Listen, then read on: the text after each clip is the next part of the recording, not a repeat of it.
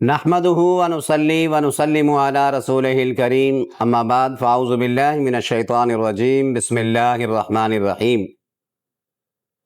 غوث اعظم بمن بے سر و ساما مدد، قبلہ دی مدد، کعبہ ایمان مدد۔ اللہ سبحانہ و تعالی جل شانہ آمن والوں کی حمد، امام الانبیاء خاتم النبیین صلی اللہ علیہ وسلم کی ذات مبارکہ پر ہدیہ درود السلام کے بعد انتہائی واجب الاحترام سامعین و ناظرین، السلام علیکم ورحمۃ اللہ وبرکاتہ۔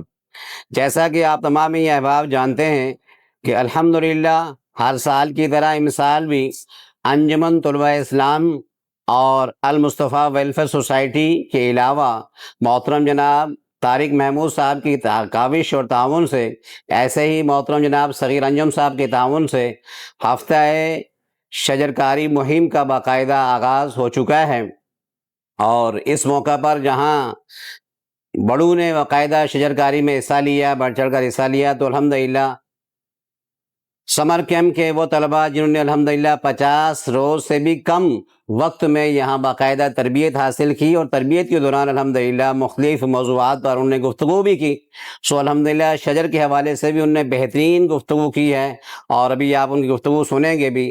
جب ان کی گفتگو انسان سنتا ہے تو حیران رہ جاتا ہے کہ اللہ اکبر، یہ پھول کیسے مہکتے پھول ہیں کہ الحمدللہ اللہ رب العالمین نے اس کم عمری میں ان کو اتنا شوق و ذوق عطا فرمایا ہے، اور ان کی اچھی معلومات ہیں۔ اسی طرح سے میں آج اپنے ہونہار بچوں کے ساتھ ساتھ تمام سامعین کے لیے ایک بات عرض کرنا چاہتا ہوں کہ یہ درخت کیا ہے، یہ اللہ کی جہاں نعمت ہے، وہیں ساتھ ساتھ اس درخت کا کام کیا ہے۔ اس درخت کا کام یہ ہے، جہاں آپ نے سنا ہوگا کہ یہ درخت آکسیجن اور کاربن ڈائی آکسائڈ کا معاملہ کرتا ہے، یعنی آکسیجن خارج کرتا ہے اور کاربن ڈائی آکسائڈ جذب کرتا ہے، ماحول کو اچھا کرتا ہے۔ وہیں ساتھ ساتھ سب سے بڑی بات کیا ہے کہ امام الانبیاء خاتم النبیین صلی اللہ علیہ وسلم نے ارشاد فرمایا کہ درخت ہوتے ہیں یہ اللہ کی تسبیح بیان کرتے ہیں، اللہ کا ذکر بیان کرتے ہیں۔ ایک موقع پر امام الانبیاء صلی اللہ علیہ وسلم جب قبرستان سے آپ کا گزر ہوا تو آپ صلی اللہ علیہ وسلم نے ملاحظہ فرمایا کہ ایک قبر پر عذاب ہو رہا ہے، تو امام الانبیاء صلی اللہ علیہ وسلم نے ایک درخت کی ٹہنی توڑوا کر خود اپنے ہاتھوں سے اس قبر پر اس ٹہنی کو لگا دیا، اور فرمایا کہ جب تک یہ ٹہنی خشک نہیں ہوگی، تر رہے گی، تو اللہ تبارک و تعالیٰ کا یہ ذکر کرتی رہے گی، اور اس کے ذکر کرنے سے فائدہ کیا ہوگا کہ مرنے والے کے عذاب میں تخفیف ہوگی۔ یہاں دو باتیں یاد رکھنے کی ہیں۔ پہلی بات تو یہ ہے کہ غائبدہ نبی صلی اللہ علیہ وسلم نے یہ بھی بتلا دیا کہ مرنے والے کو کس وجہ سے عذاب ہو رہا تھا۔ پہلی وجہ یہ تھی کہ پیشاب کے چھینٹوں سے نہیں بچتا تھا، اور دوسری وجہ یہ تھی کہ وہ چغل خور تھا، تو لہٰذا ہمیں چاہیے کہ ہم پیشاب کی چھینٹوں سے بھی بچیں اور چغل خوری سے بھی بچیں۔ اور ساتھ ہی ساتھ یہ بھی معلوم ہوا کہ آج جو الحمدللہ ہم اپنے مرنے والوں کی قبر پر آبپاشی کرتے ہیں، اور اسی طرح سے مطلب یہ ہے کہ جو ہے نا اس کے اندر چھوٹی چھوٹی ٹہنیاں لگا دیتے ہیں، لگانی بھی چاہیے۔ ہمارا عقیدہ اور ایمان یہ ہوتا ہے کہ الحمدللہ یہی اللہ کا ذکر کرنے والی وہ چیزیں ہیں کہ جن کے ذکر سے بھی اللہ رب العالمین مرنے والوں کی مغفرت اور بخشش فرمائے گا۔ اگر ایک پودے کو، ایک درخت کو اللہ کے محبوب کی بارگاہ سے اتنی اہمیت ہے، تو حضرت انسان اگر اللہ تبارک و تعالیٰ کی دی توفیق سے مرنے والوں کی احصال ثواب کے لیے سورہ فاتحہ، سورہ اخلاص پڑھ کر احصال ثواب کرے گا، تو کتنا اجر و ثواب اور اچھی بات ہے۔ اسی کے ساتھ ساتھ اس درخت کو دیکھیے کہ وہ یہ بھی تو ایک درخت ہی تھا کہ جس درخت نے سرکار دو عالم نور مجسم صلی اللہ علیہ وسلم سے ایسی محبت کہ اس کے ساتھ ٹیک لگا کر امام الانبیاء خاتم النبیین خطبہ دیا کرتے تھے۔ جب امام الانبیاء صلی اللہ علیہ وسلم کے لیے بعد میں جب ممبر بنا کر رکھوا دیا گیا، تو کیا ہوا کہ اب اس تنے نے یہ محسوس کیا کہ کاش جو پہلی محبت اور جو سرکار دو عالم سے جو مجھے قربت اور نسبت میسر آئی تھی، اب تو میں اس سے محروم ہو گیا، تو وہ زاروں قطار رونے لگا۔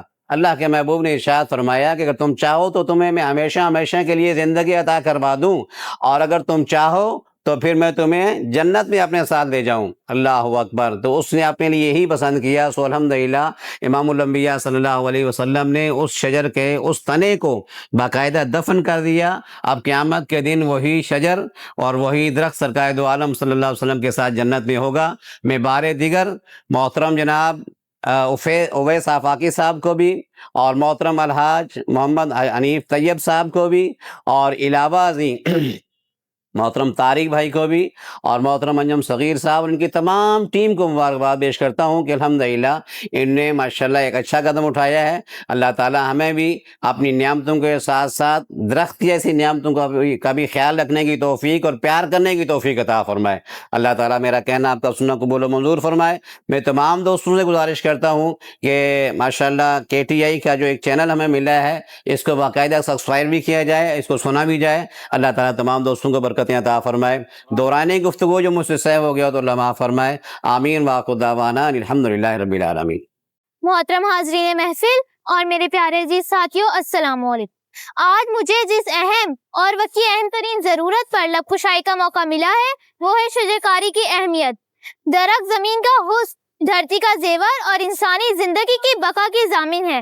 اگر یہ کہا جائے کہ درخت ہیں تو ہم ہیں، اور اگر درخت نہیں تو انسانی زندگی کا وجود خطرے میں ہے، تو یہ بالکل سچ ہوگا. ہر ایک شاخ میں قدرت کا سلام لکھا ہے، ہر ایک شاخ میں قدرت کا پیام لکھا ہے، یہی تو آنے والی نسلوں کے لیے حیام لکھا ہے.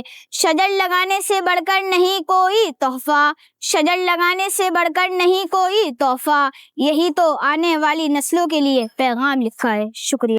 السلام علیکم. آج میں شجرکاری کے بارے میں بات کرنا چاہوں گی. درخت زمین کو مضبوط بناتے ہیں اور مٹی کے کٹاؤ کو روکتے ہیں. جب درخت ختم ہو جاتے ہیں تو بارشوں کے دوران مٹی بہہ جاتی ہے، تری زمینیں متاثر ہوتی ہیں اور سیلاب کے خطرات بڑھ جاتے ہیں. اسی طرح بارشوں کا نظام بھی متاثر ہوتا ہے کیونکہ درخت بادل اور نمی کے توازن میں اہم کردار ادا کرتے ہیں. شکریہ. دوستوں السلام علیکم. آج میں آپ لوگوں کو درختوں کے بارے میں بات کرنا چاہوں گی. درخت جانوروں اور پرندوں کے گھر بھی ہوتے ہیں. بے شمار پرندے درختوں پر گھونسلے بناتے ہیں اور مختلف جانور جنگلات پہ رہتے ہیں. جب درخت کاٹے جاتے ہیں تو یہ مخلوقات اپنے مسکین سے محروم ہو جاتی ہے. اس طرح قدرتی توازن متاثر ہوتا ہے اور کئی اقسام کے جانور اور پرندے ناپید ہونے لگتے ہیں. شکریہ. ہر شاخ پہ قدرت کا ایک پیام لکھا ہے، ہر شاخ پہ قدرت کا ایک پیام لکھا ہے. درخت نے تو محبت کا ہر سلام لکھا ہے. شجر لگانے سے بھر کر کوئی نہیں تحفہ، شجر لگانے سے بھر کر کوئی نہیں تحفہ، یہی ہے آنے والی نسلوں کے لیے تحفہ. شکریہ. السلام علیکم. اسلام بھی ہمیں درختوں کی حفاظت کا درس دیتا ہے. نبی کریم صلی اللہ علیہ وسلم نے درخت لگانے اور ماحول کی حفاظت کی ترغیب دی ہے. ایک مسلمان کی ذمہ داری ہے کہ وہ قدرتی نعمتوں کی حفاظت کرے اور انہیں ضائع نہ کرے.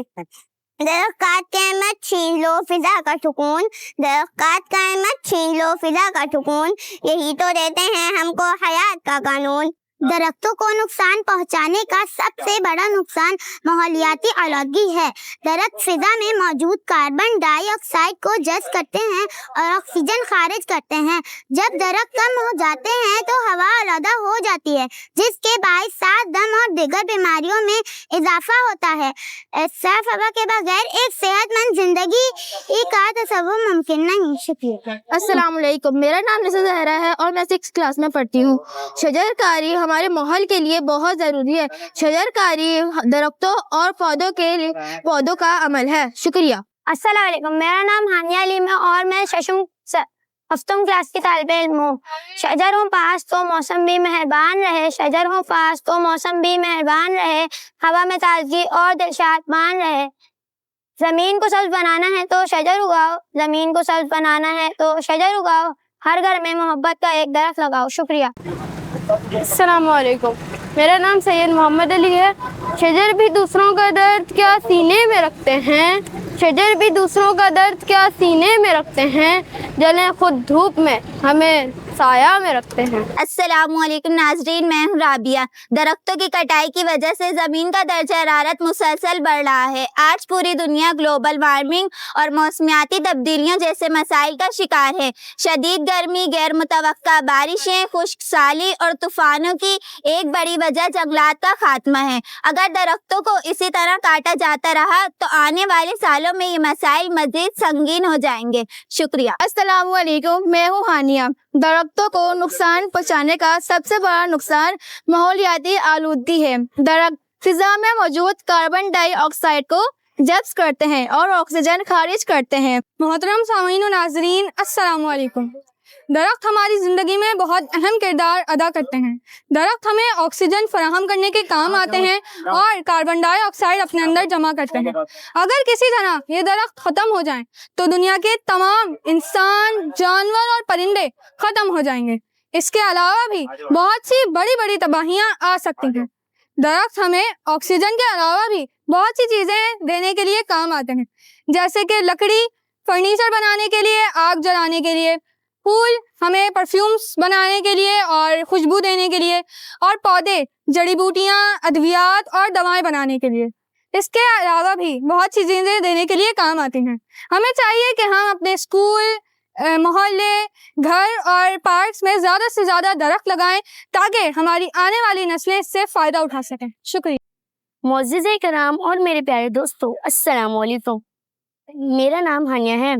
زرد پتے جہاں سے ٹوٹے ہیں، زرد پتے جہاں سے ٹوٹے ہیں، سبز پتے وہیں سے نکلیں گے۔ اعوذ باللہ من الشیطان الرجیم، بسم اللہ الرحمن الرحیم۔ جی میرے موضوع دوستو ساتھیو، میں آپ کا بھائی طارق بھائی آج ایک بار پھر آپ کی خدمت میں حاضر ہوں۔ اللہ رب کریم کا کرم، فضل، شکر، احسان، حضور جان عالم کی محبت اور شفقت کا بھی معاملہ ہے مجھ ناچیز کے اوپر، اور بڑی مہربانی ہے ہمارے تمام ہی دوستوں کی اور تمام ہی عزیز و قریب کی، ہمارے وہ دوست احباب جو ہم پہ فخر بھی کرتے ہیں، ہمارے ساتھ معاونت بھی کرتے ہیں، اور ان کے کہنے پہ ہم اور ہمارے کہنے پہ وہ عمل بھی کر لیتے ہیں۔ اور دوسرا یہ کہ آج چونکہ جو موضوع ہے وہ شجر و حجر کا موضوع ہے، اور درخت ہمارے لیے کیوں ضروری ہیں، ہمارے جو انسان کے لیے کیوں ضروری ہیں، ہمارے محلے وقوع کے لیے، علاقے محلوں کے لیے کیوں ضروری ہیں، یہ تو تمام وہ باتیں ہیں کہ ہر چھوٹا بڑا آج کل ان باتوں کو سمجھتا ہے۔ لیکن ہم پودے لگانے کی تو ہم بات کرتے ہیں، اور پچھلے جو ہمارا آج سے کچھ دن پہلے ایک بیان تھا اس کے اندر بھی ہم نے بتایا کہ بھئی جہاں تک بھی ممکن ہو اپنے گھروں میں، اپنے محلوں میں، اپنے علاقوں میں پودے لگائیں۔ پودے ہمارے لیے صحت کے حوالے سے بے حد ضروری ہیں، اور پھر ہمارے اکابرین نے بھی فرما دیا، حضور جان عالم کی بھی اس سلسلے میں بہت ساری حدیثیں موجود ہیں کہ اللہ تعالیٰ کا ایک نظام ہے، ایک سسٹم ہے۔ اللہ رب کریم نے اگر زمین کے اوپر پہاڑ اگر کھڑے کیے ہیں تو ان کی بھی کوئی وجہ ہے، اگر اللہ رب کریم نے کوئی دریا، سمندر زمین پہ بچھائے ہیں تو اس کی بھی کوئی وجہ ہے، ریگستانوں کی بھی کوئی وجہ ہے۔ اسی طرح شجر و حجر کی بھی بہت اہمیت ہے۔ تو ساتھ ساتھ یہ کہ اپنے علاقوں محلوں میں درخت بھی لگائیں، اپنے بچوں کی اسی ترغیب بھی دیں، اور اس کے ساتھ ساتھ ایک بات کو اس کو سمجھ لیں بہت اچھی طرح، ہم لوگ درخت لگانے پہ بات کرتے ہیں، جو لوگ درخت کاٹتے ہیں صغیر بھائی، جو لوگ درخت کاٹتے ہیں ان کے لیے بھی کوئی لا، کوئی قانون، کوئی قاعدہ مقرر ہونا چاہیے۔ ایک درخت کا قتل بھی ایسا ہی ہے جیسے ایک انسان کا قتل ہے، تو اس کے لیے میں سمجھتا ہوں کوئی قانون قاعدہ ہونا چاہیے، کوئی لا بننا چاہیے۔ اگر ویسے مجھے امید ہے کہ انہیں کوئی لا بنا ہوگا، مجھے سلسلے میں نالج نہیں ہے، اگر اس طرح کوئی ایسا لا نہیں ہے تو اس کے اوپر بات کی جا سکتی ہے۔ جو ہمارے بیرسٹر ہوتے ہیں، جو ہمارے وکلا حضرات ہوتے ہیں، یا قانون دان جو ہوتے ہیں، ان سے پھر ہم مشاورت کریں گے، اور سلسلے میں میں چاہوں گا کہ ہمارے کچھ بڑے ہمارے معتبر لوگ کچھ آگے آئیں اور اس قانون کو جو ہے وہ فائنل کیا جائے اور اس پہ باقاعدہ عمل بھی کروایا جائے۔ تو بس آج کے لیے اتنا ہی تھا۔ تمام دوستوں کا شکریہ، اور ہمارے جو KTA کے جو چینل ہے ان کا بھی بہت شکریہ، اور ساتھ ساتھ جو ہمارے ATI کے جو طلبہ ہیں، جو ساتھی ہیں، دوست احباب ہیں، ان کا بھی بہت بہت شکریہ کہ وہ عوام کے اندر، ہمارے بچوں کے اندر ایسی چیزیں متعارف کروا رہے ہیں کہ جس کی ہمیں شدید ضرورت ہے۔ بہت شکریہ آپ کے بھائی طارق بھائی، اللہ حافظ۔